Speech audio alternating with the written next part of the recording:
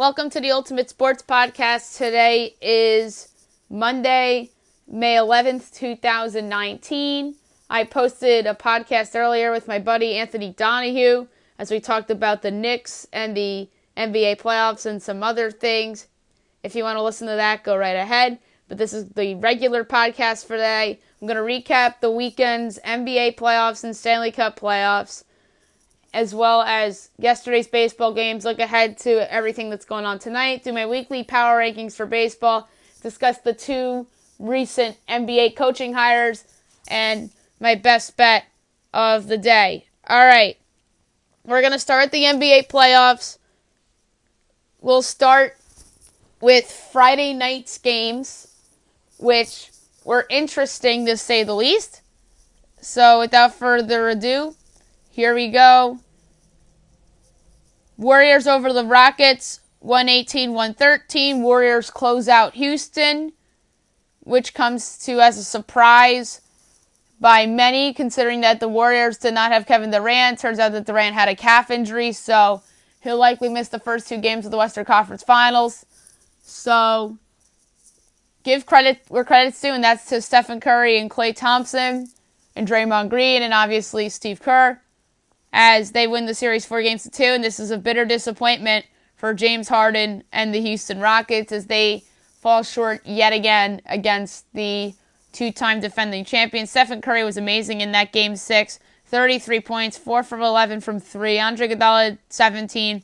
Klay Thompson had 27.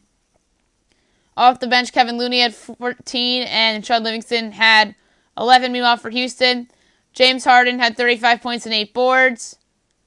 Clint Capella had 10 and 10. PJ Tucker had 15. Chris Paul had 27 with 11 boards. Their bench didn't do anything. It came back to bite him in this game. No games on Saturday. Yesterday we had 2 Game 7s. First was 3:30 on ABC. It ended up being Mark Jackson, Jeff Van Gundy, along with Mike Breen and Doris Burke. Trailblazers over the Nuggets, 100-96. Portland wins Game 7. They advance to take on the Golden State Warriors. CJ McCollum played perhaps the best game of his life. 37 points and 9 boards. Damian Lillard wasn't good. He had 13 with 10 boards and 8 assists, but made a couple big three-pointers late in the game. Enes Kanter had 12 with 13 boards, and off the bench, Evan Turner had 14. Meanwhile, for Denver, Nikola Jokic had 29 points, 13 boards. Jamal Murray had 17. Gary Harris had 15. Paul Millsap had 10 with 7 boards. Their bench didn't do anything either. Murray didn't shoot the ball well, but he kept getting to the free throw line, which is why his point total was pretty up in this game. Denver had a phenomenal year. I consider their season to be a success, even though they didn't make it to the conference finals. They were the 2 seed, but nobody expected them to be the 2 seed or come darn close to the 1 seed perhaps. We got to give credit where credit's due. I think Mike Malone is a good coach, and he deserves a lot of credit. This is a team, in my opinion, that is on the upswing, and is a team that could perhaps, if they're a few pieces away for being a real title contender in the future. Well, Portland is making people think that they're a contender right now by making it to the conference finals. I consider them a contender even though they lost Jusuf Nurkic. They've been great. That backcourt is obviously what makes them go. And even guys off the bench like Evan Turner and Rodney Hood have contributed for them. And Jake Layman's another guy. He actually didn't even see minutes in Game 7, which I thought was dumb because he's had a good year for them. But hey, it is what it is. Portland wins the game, so I can't really crush Terry Stotts for coaching decisions he made. And then the second Game 7 was an all-time classic. It was on TNT. It was Kevin Harlan and Reggie Miller on the call, as I predicted. The Raptors over the 76ers, 92-90. Toronto wins the series in 7 games. Buzzer beater by Kawhi Leonard. It literally bounced off the rim 4 times before it finally went in. So Toronto moves on to take on the Milwaukee Bucks. Philly goes home early. Philly, I can't put it any other way. This season, to me, is a bit of a failure because there were expectations this year. You traded for Jimmy Butler. You traded for Tobias Harris. You trade for those guys to make the conference finals and even the NBA finals. They saw an opportunity to win the East. They did not win the East, and they didn't even make the conference finals. If they made the conference finals, I would have considered their season a good year, but they didn't even make the conference finals. Yeah, they did lose on a sort of fluky buzzer beater that had to bounce off the rim 4 times, but that's basketball. And I feel sorry for Brett Brown, who I think is going to be the next NBA coach to lose his job. There's always a coach that gets fired that's a playoff team. I think he's it. And it's very bad because Embiid obviously wasn't 100% throughout the series. And Ben Simmons didn't have a good series other than Game 6, in which he really stepped up his game. And Jimmy Butler and Tobias Harris might leave as free agents. So this is a team that might take a step back next year. But you never know. There's always the possibility of them making other possible moves, like trading Ben Simmons, which is going to be a popular take around sports up until the summertime. So we'll see what happens with them. Even though Toronto, you can't help it but say that they've had a great year. They're in the conference finals. I think the trade for Kawhi Leonard is a robbery in their favor, especially if they re-sign him. Even if they don't re-sign him, you have to give them credit for this trade because they're in the conference finals and have a chance to make the NBA finals.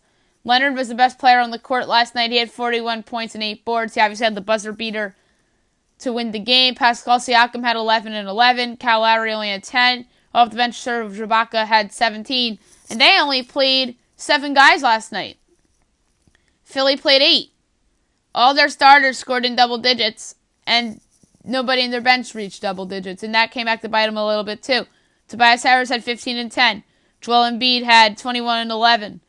Ben Simmons 13, 8, and 5 assists. Jimmy Butler had 14, and J.J. Redick had 17, including a couple big three-pointers. And Jimmy Butler made a huge basket to tie the game late before the Kawhi shot. And I feel a little bad for Jimmy Butler, because if Philly won that game, say that it goes to overtime, Philly finds a way, then Jimmy Butler would have been lauded as best trade deadline pickup or best trade acquisition. But no, that shot by Kawhi felt that the Leonard trade was the best acquisition of the offseason. I felt that way at the time outside of LeBron James to the Lakers, and obviously that didn't work out. So Kawhi to the Raptors was obviously the best pickup of any team in the offseason. And now Toronto takes on Milwaukee in the Eastern Conference Finals, which don't begin until tomorrow night. I made my picks for these series when I did the podcast with Anthony Donahue. I said Bucks in 6 over the Raptors. I initially thought that the Raptors were going to make the finals, but nothing against them personally, but the Bucks have just exceeded my expectations in the postseason. Malcolm Brogdon's back, and Giannis Antetokounmpo's been the best player in the postseason, especially in the Eastern Conference, although Kawhi has something to say about that. And if you're talking about West players, obviously Kevin Durant, before the injury, had something to say about that. But Giannis has just been special, and he's shown everybody why he deserves to be the MVP. And guys like Chris Middleton and Brook Lopez have stepped up. I think Brogdon's going to play well. So give me Milwaukee in 6, although I won't be surprised if Toronto wins and Kawhi's the best guy in the series. But nonetheless, I expect it to be a great series called by Marv Albert, Reggie Miller, and Chris Webber over at TNT. On the flip side, in the Western Conference Finals, you have the Warriors and the Blazers. I took the Warriors in 6. I think Kevin Durant's going to be back mid-series. I made a prediction on the podcast with Anthony and said that the Blazers would win a game in Oracle to make that series a little more enticing. And I think that the Blazers will make the Warriors work. If Enes Kanter's right, I think that he could do some damage in the post and rebound, because Golden State has a rebounding weakness, as we saw in a couple of those games in Houston. I think that Damian Lillard and CJ McCollum will step up I think that, like I said, I think Durant comes back in game 3 or game 4, and they find a way to win this series in 6 games and return to the NBA Finals for the 5th straight year, and the first time that it's not LeBron James or the Cleveland Cavaliers that they're facing. It'll be, I think, the Milwaukee Bucks. So, give me the Warriors in 6 games. And by the way, Draymond Green's been great in these playoffs as well. Now we'll move on to the Stanley Cup playoffs, where there were some interesting results from the weekend. No games Friday night. On Saturday night, the Sharks defeated the Blues 6-3 in Game 1 of the Western Conference Finals. They take a 1-0 series lead. The Sharks were great from the get-go in this game. And it started by Logan Couture's 10th goal of the postseason. 1-0 San Jose. Joel Edmondson's first of the postseason ties it up at 1 apiece. Joe Pavelski's 4th of the postseason on the power play, 2-1 Sharks. Second period, Kevin LeBlanc's 4th of the playoffs, 3-1 San Jose. Ryan O'Reilly's 3rd of the postseason made it a 3-2 game. Timo Meyer's 4th of the postseason made it 4-2 Sharks. Meyer again 7 minutes later, his 5th of the postseason, 5-2 Sharks. Third period, Tyler Bozak's 3rd of the postseason made it a 5-3 game. Then Logan Couture's 11th of the postseason, his 2nd of the game, 6-3 San Jose's your final. The Sharks have been so good in these playoffs, especially in their home building. Number 1 star of the game with 2 goals and an assist, Timo Meier. Number 2 star of the game with a goal, Erik Karlsson. Number 3 star of the game with 2 assists, Gustav Nyquist. Yesterday, Bruins over the Hurricanes 6-2 as Boston takes a 2-0 series lead. This game was all Boston. They were outstanding. This is the worst I've seen the Hurricanes play in the postseason since Game 5 against the Capitals. But as they showed in that Capital series, they have the horses to make it interesting and to perhaps rebound and win, because that's what they did against the Caps. But good job by the Bruins. The first goal of the game was scored by Matt Grzelcyk as the Bruins took a 1-0 lead. Jake DeBrusk's 3rd of the postseason on the power play, 2-0 Bruins. Second period, a goal scored by Connor Clifton put the Bruins up 3-0. That was his first of the postseason. Matt Grzelcyk again on the power play, his 3rd of the postseason, 2nd of the game, 4-0 Bruins. Third period, David Backes' 2nd of the postseason, 5-0 Bruins. Daniel Heenan's 2nd of the postseason, 6-0 Bruins. And 2 garbage goals for Carolina, one by Justin Williams, his 4th of the postseason, made it 6-1, and Tavis Haravainen's 7th of the postseason, made it 6-2, and that was your final. Number 1 star of the game with 2 goals, Matt Grzelcyk. Number 2 star of the game with 2 assists, Marcus Johansson. Number 3 star of the game with 3 assists, Torrey Krug. And now tonight is Game 2 of the Western Conference Finals. 9 o'clock NBCSN, Kenny Albert, Mike Milbury, Pierre Maguire on the call. San Jose's up 1-0 in the series. It's going to be a fun game between them and the Blues. The Blues have shown in this postseason their ability to rebound after a bad loss. This is similar to Carolina, but I believe the Blues. I believe in Jordan Binghamton. I think this is going to be a great game. I think it's going to come down to the end, and I think there's going to be some intense moments, and the Blues will hang on for a win. I'm going to say 4-3 St. Louis in regulation. Sharks, in theory, would have the goaltender pulled, and they just don't get it done as Jordan Binghamton would make a few key staves to even up the series at 1 apiece for the Blues. And speaking of Martin Jones, he's been great in this postseason. He was great again against the Blues, although he gave up that sort of garbage time goal in the 3rd period, but that's okay. His offense was spectacular, so he really didn't need to be spectacular in Game 1, but I expect him to be very good in Game 2. Now we'll move on to baseball. We'll go over the results from yesterday and look ahead to today's games. Orioles over the Angels 5-1. Baltimore is 14-26. Angels are 19-21. Jalen Means gets the win. He's 5-3. Griffin Canning lost 1-1. Jalen Means, 6 innings, 4 hits, and earned runs, 3 walks, 4 strikeouts, ERA 2.33. He's been great for them. Griffin Canning, the rookie, 4 2/3 innings, 5 hits, 4 runs, 4 walks, 6 strikeouts, ERA 5.65. Red Sox over the Mariners, 11-2. The Red Sox completed a 3-game sweep of Seattle. They're 22-19. Seattle's 20-23. Hector Velasquez gets the win. He's 1-2. Marco Gonzalez the loss, 5-2. Hector Velasquez, 5 innings, 2 hits, 2 runs, 2 walks, 3 strikeouts, ERA 3.95. He didn't have to do much because his offense gave him the run support. Marco Gonzalez, 4 innings, 4 hits, 2 runs, 3 walks, 3 strikeouts, ERA 3.18. Yankees over the Rays, 7-1. A good series win for the New York Yankees. They took 2 out of 3. They're 24-16. Rays 24-15. Yankees are now 1 back in the loss column of Tampa Bay. Masahiro Tanaka gets the win. He's 3-3. Blake Snell the loss. He's 3-4. Tanaka, 7 innings, 5 hits, an earned run, no walks, 7 strikeouts, ERA 3.44. That was his best start in a couple. Blake Snell, 5 2/3 innings, 4 hits, 2 runs, 2 walks, 12 strikeouts, ERA 3.56. He was fantastic in this game, and then the Yankees back end of the order got them a little bit. White Sox over the Blue Jays, 5-1. The White Sox are 18-21. The Blue Jays are 16-24. Lucas Giolito to win 4-1. Aaron Sanchez to loss 3-4. Giolito, 7 innings, 4 hits, an earned run, a walk, 8 strikeouts, ERA 3.55. He's really turned it around for the White Sox. Aaron Sanchez, 6 innings, 9 hits, 5 runs, 2 walks, 11 strikeouts, ERA 3.75. Astros over the Rangers, 15-5. They pull off the sweep. They're 26-15. Texas is 17-21. Corbin Martin gets the win. He's 1-0. Adrian Sampson the loss, 0-3. Corbin Martin in his big league debut, 5 1/3 innings, 3 hits, 2 runs, a walk, and 9 strikeouts, ERA 3.38.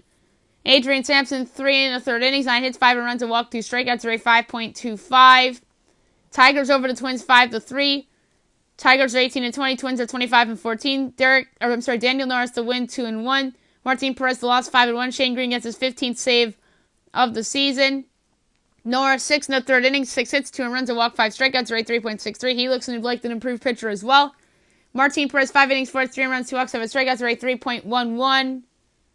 Phillies over the Royals, 6-1. The Phillies are 23-16. Casey's 14-27. Getting the win in his big league debut, Cole Irvin. Jacob Junis gets the loss. He's 3-4. Irvin, 7 innings, 5 hits, and a run, a walk, 5 strikeouts, ERA 1.29. Jacob Junis, 4 1/3 innings, 3 hits, 4 runs, 5 walks, 4 strikeouts, ERA 5.77. Pirates over the Cardinals, 10-6. Pirates take 3 out of 4 in that series. Pittsburgh's 20-17. St. Louis is 22-19. Chris Stratton the win, 1-0. The losing pitcher for St. Louis, John Brebbia, he's 1-2. Stephen Brault started for Pittsburgh, 3 2/3 innings, 9 hits, 6 runs, 2 walks, 2 strikeouts, ERA an ugly 8.82. Dakota Hudson started for the Cardinals, 6 innings, 9 hits, 3 runs, 2 walks, 2 strikeouts, ERA 4.61. Rockies over the Padres, 10-7.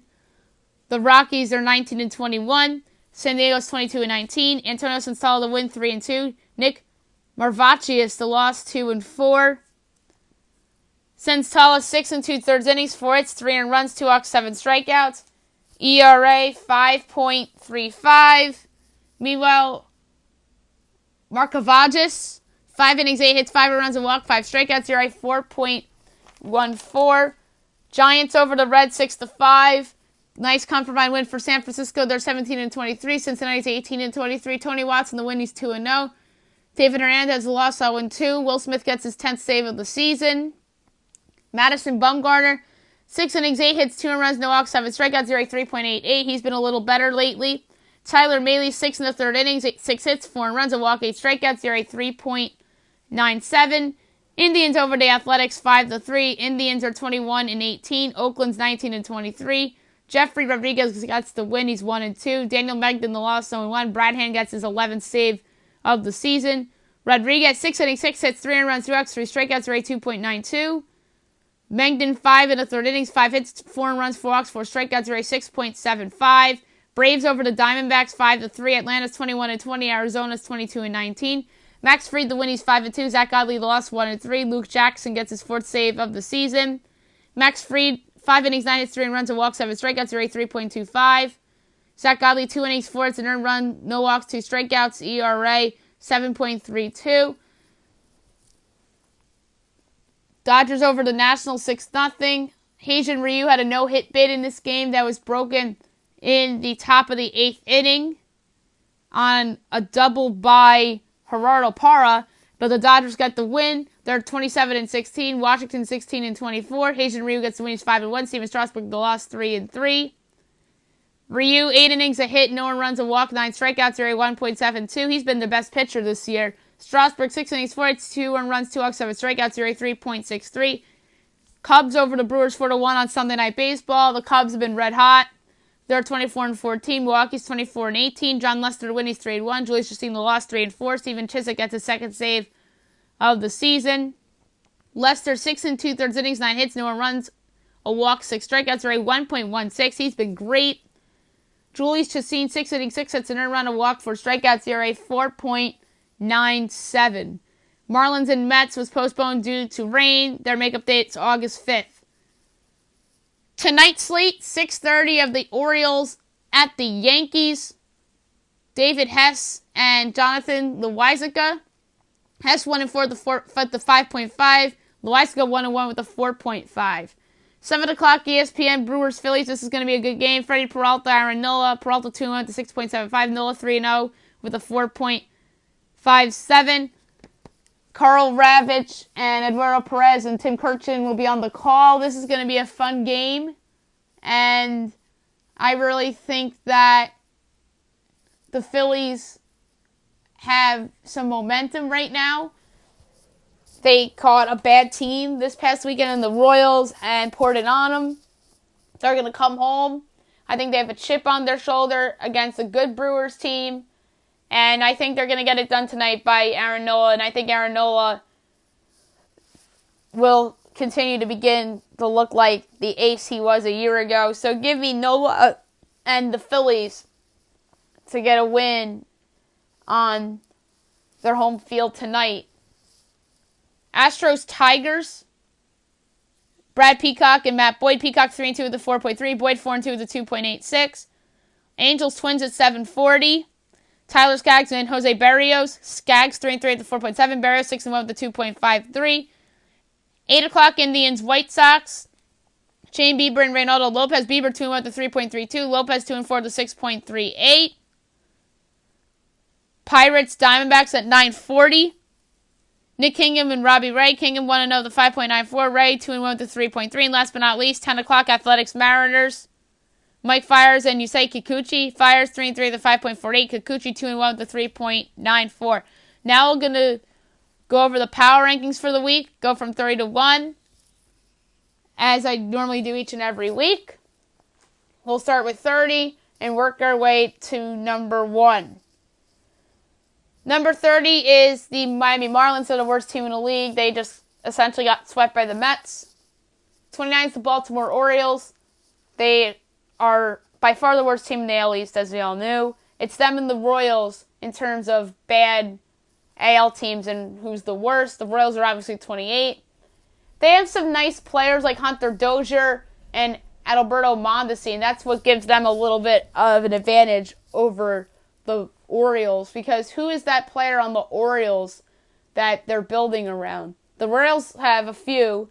The Orioles have some in their system, but they're not up yet.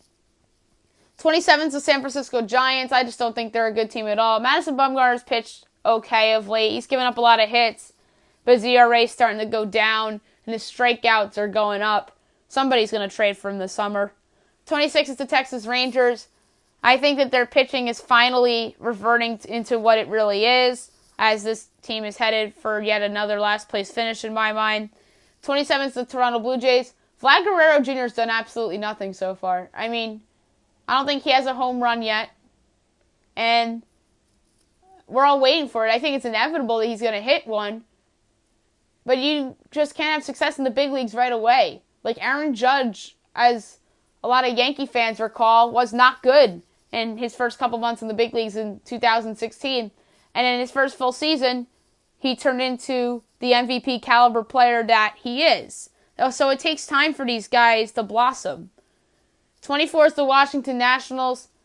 They really, in my mind, are a team that's under immense pressure. They did not get the job done against the Dodgers over the weekend. If it wasn't for Gerardo Parra, maybe their manager would be fired.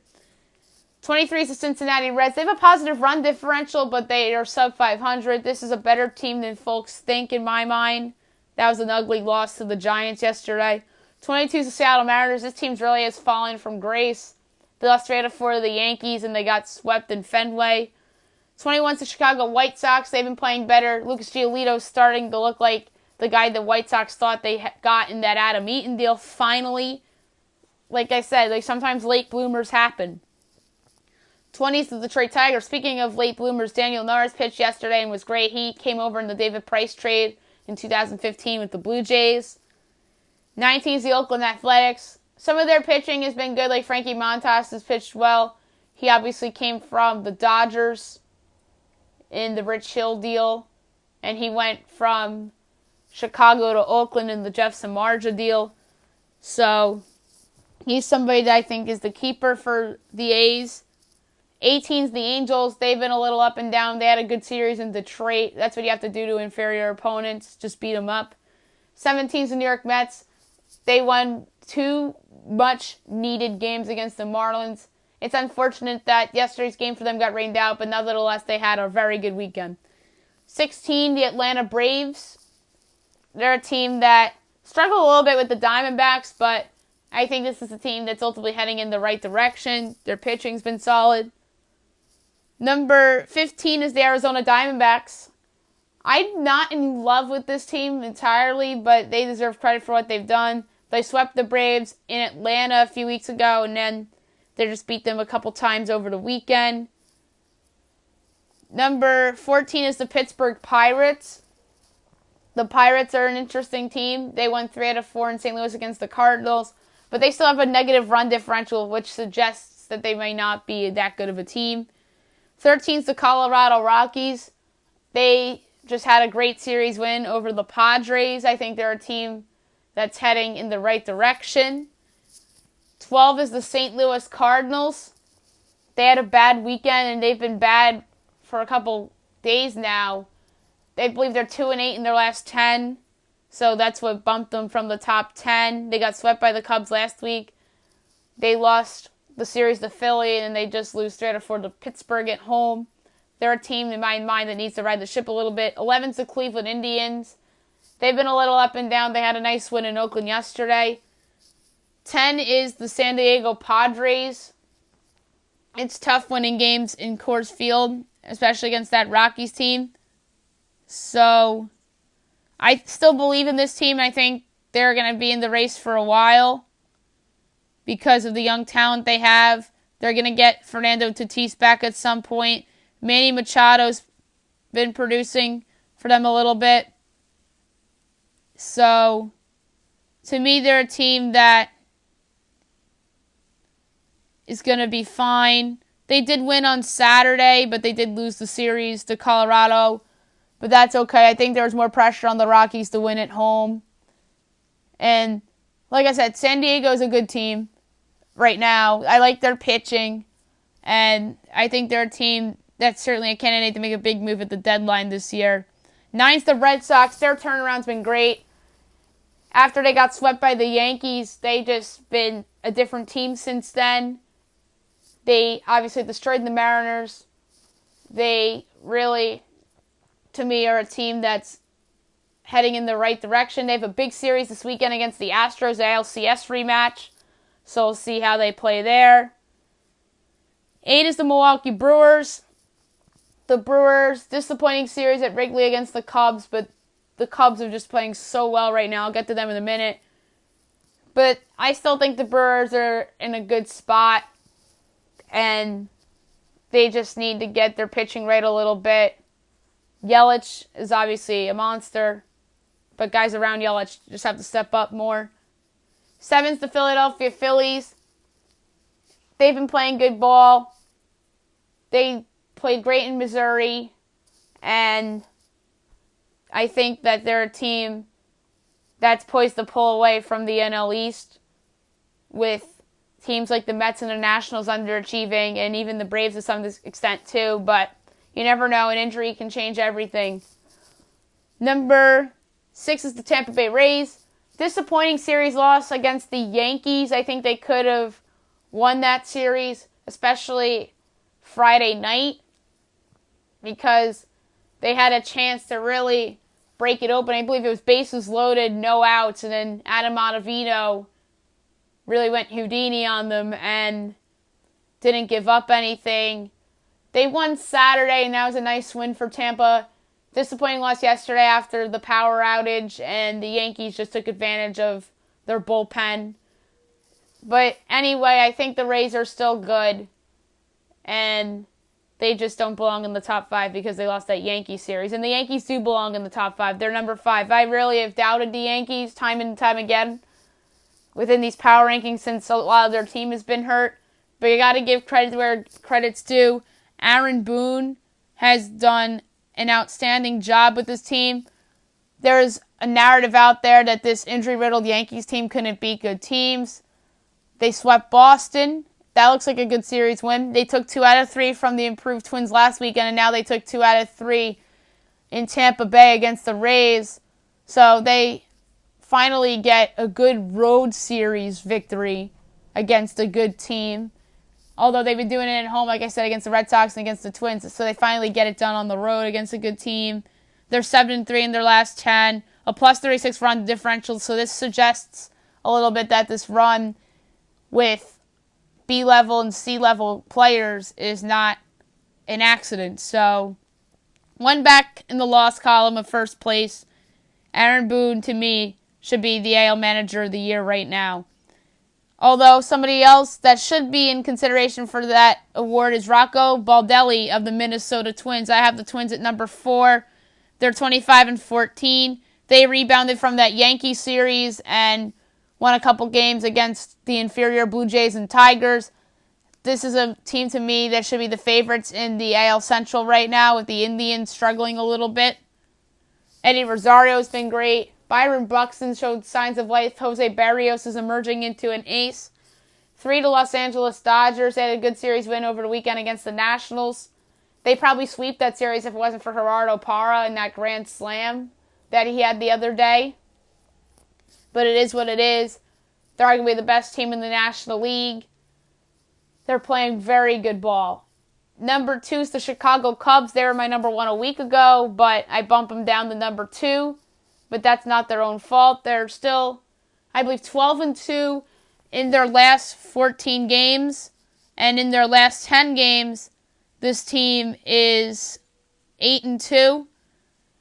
So, got to give the Cubs their due still. I think they're playing the best among the teams in the National League, although the Dodgers have something to say about that. But that impressive sweep over the Cardinals and taking 2 out of 3 from the Brewers was big time. And they're also a team that's having a bit of a magic feel to them right now. A lot of walk-off wins. They had a walk-off home run by Chris Bryant. Jason Hayward had a walk-off home run. And then Wilson Contreras had a walk-off home run all in the same week, too, which is incredible. And number 1's the Houston Astros. They're no doubt about it the best team in baseball. They just swept the Texas Rangers. Granted, the Rangers are no good of a team, really. They swept the Yankees earlier in the year, and the Yankees had most of their players healthy. They have to be mentioned as the best team, the Astros. Yeah, they got off to a bit of a slow start, and they ran into some teams at the wrong time. Like, they ran into Minnesota at the wrong time, plus that was on the road. They're a team that, I'm talking about the Astros, are just good in all areas. Corbin Martin made his big league debut yesterday. It was very promising. I think he'll have a role on this team going forward a little bit. Josh James really needs to turn it around, though. He's someone that they had high hopes for, but he's been a dud this year. So maybe eventually he'll turn it around. Alex Bregman and George Springer have been great. Jose Altuve is on the injured list, so that's the one negative for Houston. But other than that, they've had a great week and a great start to their season. Before I get to best bet, I have to talk about 2 NBA coaching hires from the weekend. The first one being Frank Vogel being hired by the Los Angeles Lakers after they were spurned by Tyronn Lue, LeBron James' former coach in Cleveland. I think this is a good hire. I actually think that Vogel had a raw deal in both Indiana and Orlando. Indiana probably shouldn't have fired him, but I think Nate McMillan has done great there since Vogel left, so I can't really say that Indiana made a mistake. And on the flip side, Orlando, which is weirder to me. I thought Vogel got a raw deal there, but things are looking better with Orlando as they're drafting better and their players are improving. So maybe it was just bad timing for Vogel in Orlando. And obviously Steve Clifford took over that job and he took them to the postseason. I think Vogel has done more with less, especially in Indiana. Although he really couldn't get it done in Orlando, which I think it said more about Orlando in the front office dysfunction rather than Vogel as a person. I really like him as a head coach. Like I said, he was great in Indiana. He was a big part of when Paul George made that big leap in the superstardom. Roy Hibbert was great when he played for Vogel. But the only downside of this is LeBron James and whether him and Vogel will get along or not. Jason Kidd was brought on the staff as an assistant coach. There's a lot of people arguing that they should have just hired Jason Kidd, as Anthony Donahue argued with me before. But to me, Jason Kidd really isn't that good of an NBA head coach and is better suited as an assistant. And yeah, he's made some playoffs with Brooklyn and with Milwaukee. But I just think that he underachieved with those teams with the talent that they've had, especially in Brooklyn that one year when he had Kevin Garnett and Paul Pierce and Joe Johnson, Darren Williams, and Brook Lopez. That team massively underachieved. And yeah, they did win a playoff series against the Raptors, and that was the first year of the Raptors' surge into among the perennial Eastern Conference contenders. But they just underachieved that regular season, and it took them a Brook Lopez injury to really find themselves. So maybe the blame should have gone on Billy King more in Brooklyn rather than Kidd, only because King, as it turned out, did a poor job putting that roster together. And in Milwaukee, he had Giannis Antetokounmpo, and that team underachieved, and many people thought that they were a top 4 team in the East with Kidd at the helm, and they were a bottom 4 playoff team in the East. But then Kidd gets fired, Mike Budenholzer comes in, and now they're all of a sudden the best team in the NBA. That's credit to Budenholzer, though, and credit to Giannis Antetokounmpo for making such a massive leap. And so, yeah, I think Kidd's more suited as an assistant, and I think LeBron will like having Kidd on the squad. Who knows? It should be interesting to see how it plays out, but there's some people that think that this could be a disaster. I think disaster potential is there, especially if things go south, if the Lakers don't acquire another superstar this summer. So the pressure's on Jeannie Buss, Rob Pelinka, and that front office to get another star to join LeBron. Meanwhile, LeBron's former team, the Cleveland Cavaliers, made the surprising hire of John Beilein as their new head coach. He's getting a 5-year deal. We don't know the terms yet. But I think this is a really inspiring hire by the Cavs. I just like the idea of Beilein in the NBA. I'm very intrigued to see how this plays out. And he's somebody that did a lot with less at Michigan. Although he recruited very well at Michigan, but he also overachieved with some of those Michigan teams. He overachieved a little bit with West Virginia when he was there as well. But this is a nice hire. I'm interested to see how this plays out. He obviously gets to coach Colin Sexton. Maybe he's intrigued of the idea of them possibly getting Zion Williamson or Ja Morant, so he can coach one of those guys. So it's going to be very interesting to see how this plays out. Brian Windhorst said on Get Up this morning with Mike Greenberg that the Cavs were really interested in hiring a college coach for years now, and that's what owner Dan Gilbert wanted. He tried to hire John Calipari in 2010. That didn't work. He tried to hire Bill Self in 2014. That didn't work. He tried to hire Tom Izzo in 2005. That didn't work. And now he gets John Beilein this year after Beilein flirted with coaching the Pistons and the Magic last year, but decided to go back to Michigan last year. And now there's this whole other angle that I want to get to of Michigan. Who replaces Beilein in Michigan? That is a brutal loss for that program. And I think that they have to go out and hire an established coach. I think that it's bad timing because they could have potentially gotten Buzz Williams from Virginia Tech to go there. I think that would have been a great fit. I think Steve Wojciechowski from Marquette would be an interesting fit at Michigan. I heard the name Juwan Howard thrown out there as a possible candidate. I like Juwan Howard as an assistant coach. He was in play for the Lakers job, but I don't know how that would work in college. But we've seen Penny Hardaway go to Memphis and immediately turn things around, and now that program's future is looking very bright and promising. And sometimes it can go really bad, as we saw with St. John's and Chris Mullin. Mullin did not work out. They made the tournament, but made the play-in game and lost the play-in game. And although Mullin recruited well, he just couldn't coach. So there's a lot of risk in hiring a former player to run your team. And the other interesting thing of this is I wonder how many college coaches are more intrigued in taking the jump to the NBA. We saw it a few years ago with Billy Donovan and Fred Hoiberg when Donovan went to Oklahoma City and Hoiberg went to the Bulls. It obviously failed for Hoiberg in Chicago. Maybe Hoiberg will be in play for Michigan. That would be interesting because Hoiberg to me is better suited as a college coach rather than an NBA coach. And Donovan's done well with Oklahoma City. They've still been a perennial contender in the NBA with Donovan at the helm, but they just haven't gone past the first round with Donovan. Oh, wait a minute, take that back. They've made the conference finals one year with Donovan, but that was with Kevin Durant. But other than that, they've just been one and done in the postseason. So it's going to be interesting to see how Beeline works. He's obviously going into a rebuilding situation in Cleveland. They're going to build around Colin Sexton and C.D. Osman and whatever draft pick they get.